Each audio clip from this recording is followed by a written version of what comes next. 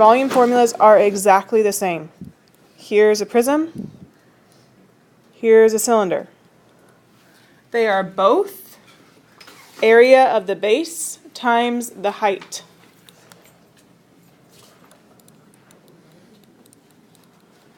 And the reason why that works is because you can take the bases and stack them up until you get to the top of the object. So area of the base times the height is your volume for both of these. A cylinder, so obviously a prism, you have a polygon at the base. A cylinder, you're going to have a circle. So for a cylinder, your area of the base would be pi r squared, which is why, and I'm sorry this isn't, I don't know, this section formatted really weird. Volume of a cylinder, you will often see written as pi r squared times the height. Pi r squared h, so it's missing the h because you're doing area of the circle times the height.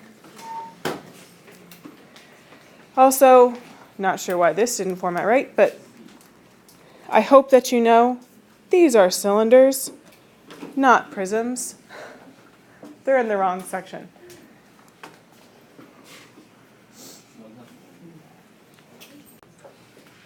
So this is called a right cylinder if it's straight up and down. This is called oblique. They will have, if they have the same radius and height, then they will have the same volume. It doesn't matter that one is slanted and the other one's not.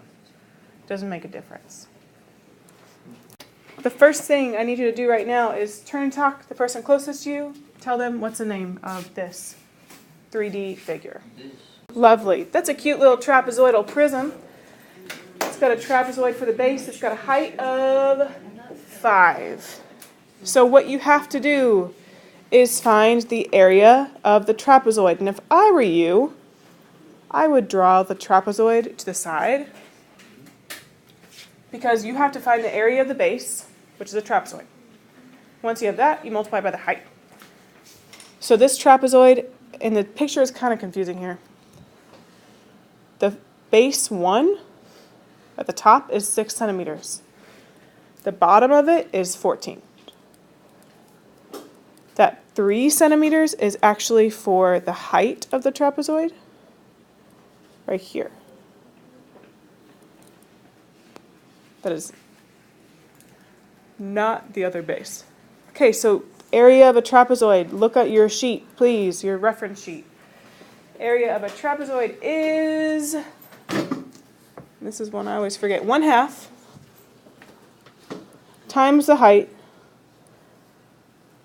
times base 1 plus base 2. Your base 1 and base 2 are these, top and bottom. Okay, 1/2. What's the height of the trapezoid? Times 3. Times base 1 plus base 2. So 6 plus 14.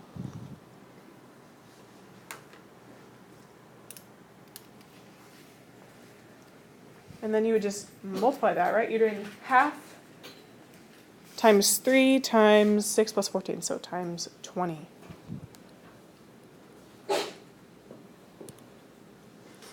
So you're taking 1/2 of what number, please?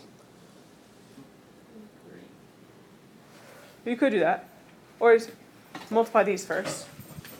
So you're doing 1/2 of 60. I'm going to think about it that way. Or 1/2 of 3 times 20, that works too. So 1/2 of 60 would give us 30 centimeters squared. The area of the trapezoid is 30 centimeters squared. When we're talking about area, it has to be squared. Okay, this is important, but it's not your answer. We're going to take this and use it for the area of the base. When you see that big B, remember that means area of the base, not just base. So volume is area of the base times the height. After you get the area, it's pretty easy. We put that in for the base. What's the height of this prism? 5. So in total, our volume is 150 centimeters cubed. Please remember that we are talking about cubic units when we do volume.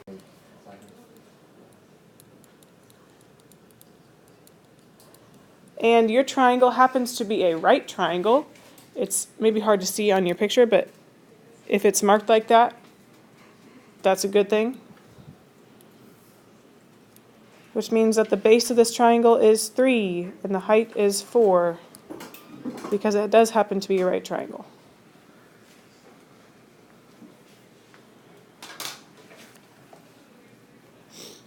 Okay, 1/2 times base times height.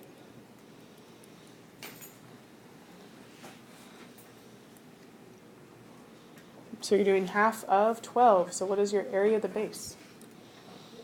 6 centimeters squared. That's your area. To get the volume, we do area of the base times the height.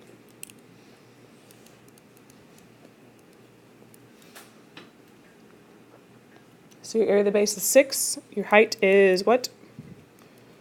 2. Your height is 2. This is your height right here.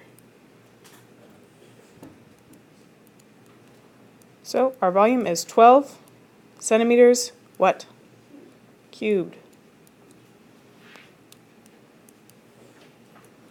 Neat. Or a cylinder is area of the base times the height. We're talking about a cylinder. So what is my area of the base? Pi r squared. So we write it as pi r squared times the height. That's why it's pi r squared h. Because the area, the base, is a circle. Okay, to sub in what you know, your radius is 2.5 and your height is 7. So pi times 2.5 squared times 7. Now, let's go ahead and write it in 2 ways. 1, in terms of pi. 2, rounded. So if you want to leave it in terms of pi, you would just do 2.5 squared times 7 and leave the pi. If you leave it in terms of pi, it would be, Oh, I finished. I just thought. what is it? It's some weird decimal or fraction. We're going to do both.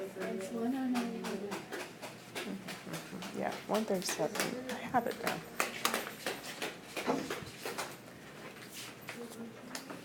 So if you leave it in terms of pi, it would be 43.75 pi inches cubed.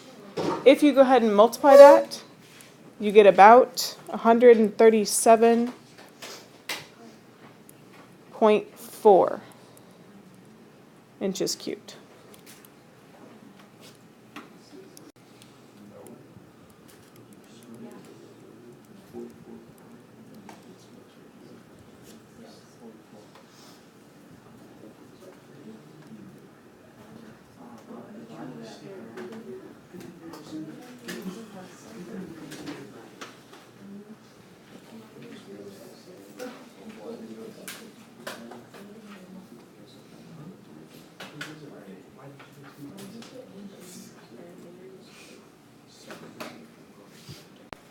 We're going to find the height of the cylinder that has a radius of 8 and a volume of 2010. So we are using this formula.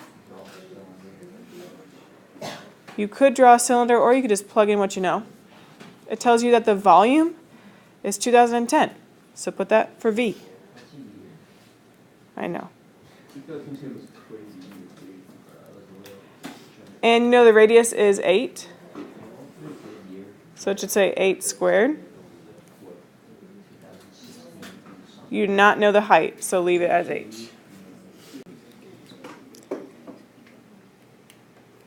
So this would be equal to 64 pi times h. Just putting that 8 squared in front. Now on the right side, all you have is a bunch of multiplication. So how do you get rid of the 64 pi? Divide it Okay. Divide by 64, 64 pi. 64 pi. Now here's the thing. When you go to put this in your calculator, you have to put the 64 pi in parentheses, otherwise it will divide by 64 and then multiply by pi, which is not what you want. So make sure if you're doing it all at once that you put it in parentheses.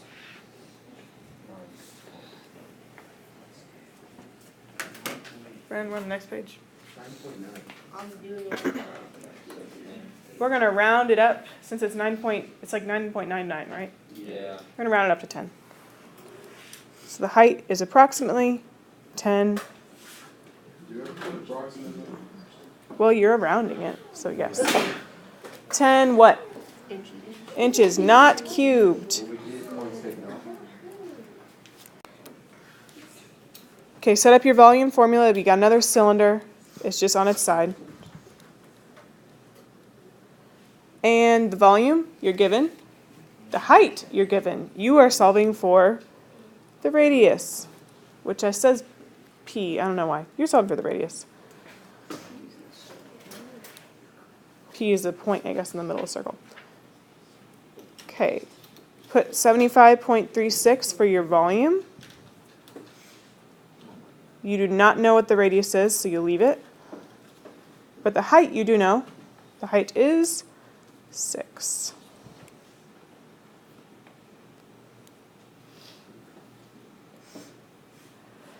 So we can rewrite this with the 6 out in front.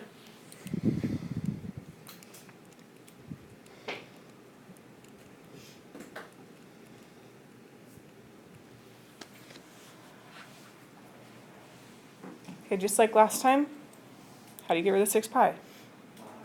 Divide it. And make sure, just like last time, that when you type this in your calculator, 6 pi has to go in parentheses. If it were me, I would not write the rounded value down, or at least I would not use the rounded value. I would leave it in my calculator. Don't clear it out. Okay, what do you get when you divide? So yeah, about 4. We're going to write that down. Yeah.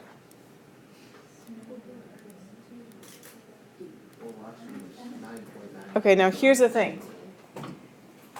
Without rounding it, you could just take the square root of the answer in your calculator. That's what I would do. This one is really, really close to 4, so it's not going to make a difference.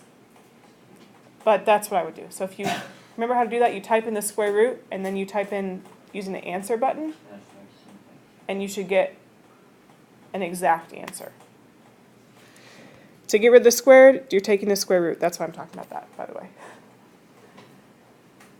So take the square root of what's in your calculator, or take the square root of 4, and you get that R is approximately 2 inches.